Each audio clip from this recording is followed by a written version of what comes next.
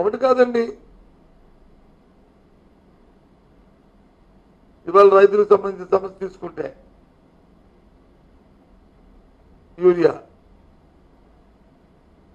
మొన్న ఎప్పుడు చూస్తాను చంద్రబాబు నాయుడు తాలూకా ముఖ్యమంత్రి తాలూకా ఆయన పత్రికా సమావేశంలో ఆయన మాట్లాడుతూ బెదిరిస్తున్నాడు ఆయన ఏం చంద్రబాబు నాయుడు మీ బెదిరింపులకి అదిరింపులకి బెదిరిపోతారు అనుకున్నారా?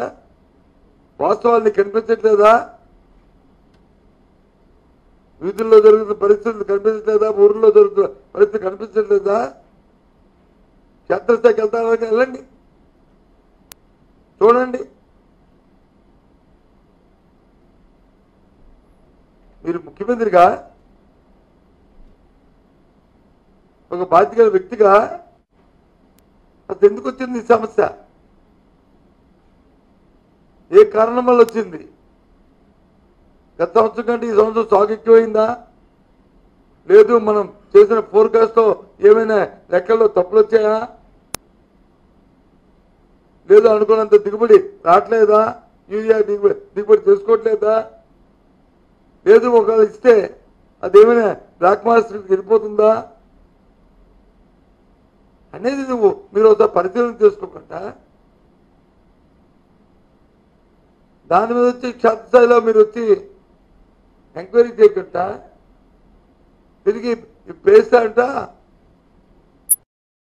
చర్య తీసుకుంటారంట. అడిగితే ఎవరి మీద చర్య తీసుకుంటారు?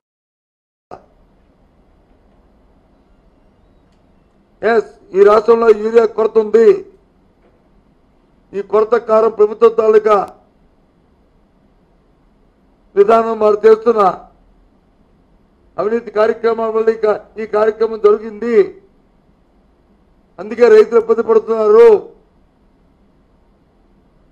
చెప్తున్నా. ఇది రికార్డ్. పదండి వెళ్దాం మీరు నేను ఊరిలోకి చూద్దాం. ఎక్కడ ఏసీలో కూర్చొని సొన్నాయి నొక్కులు నొక్కడం కాదు. సమస్య వస్తే సమస్యని పరిష్కారం చేయడం కోసం ఆలోచించాలి. ఎదురుదాడి చేసి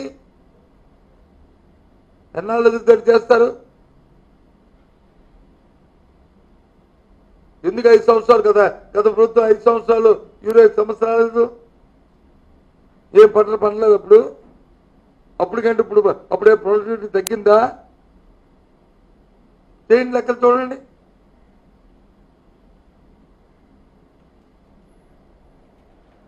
ఏం ఆలోచింది?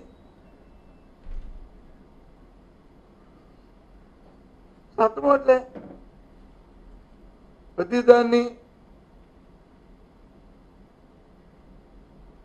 ఒక వేగ్గా ఒక చెడుచుట్ట పెద్ద పెద్ద మాటలతో మాట్లాడుతున్నాం. మంత్రులైతే భాష అయితే ఎంగివేయ భాషలు. యూరియా కోసం నిలబడుతున్నారంటే మనం భోజనాలకి వెళ్తే బొబ్బాయికి వచ్చి ప్లేట్లు పుట్టుకుని నిలబడమా అడుగుతారు.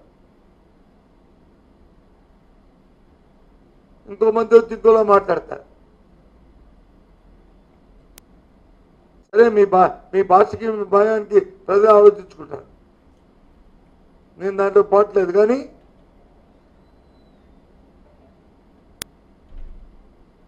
పరిష్కారానికి మార్గం చెప్పండి. ఇదిగో ప్రజలకు ఒక భరోసా ఇవ్వండి.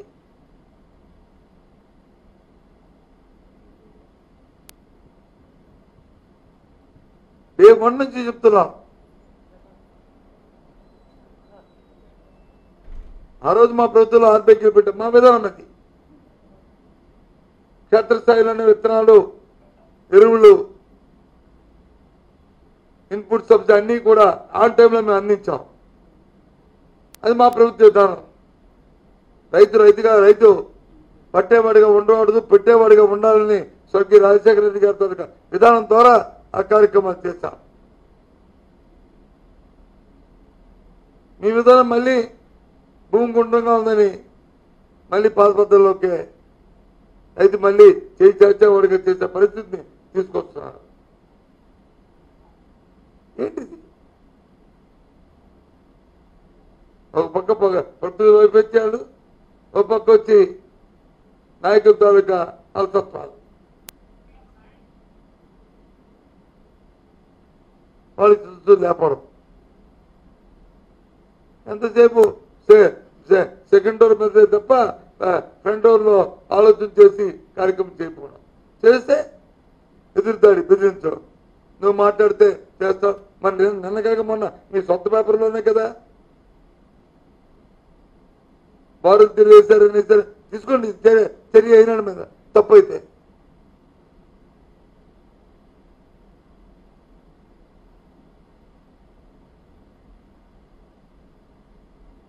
తప్పని పరిస్థితుల్లో ఇంకా వాళ్ళు కూడా ఇంకా చేతులుగా కాలిందా ఇంకేమనుకో వాళ్ళ ఉనికిని కాపాడుకోవడం కోసం వాళ్ళు చేసి తప్పట్లే. అటువంటి పరిపాలన ఇస్తున్నారు మీరు.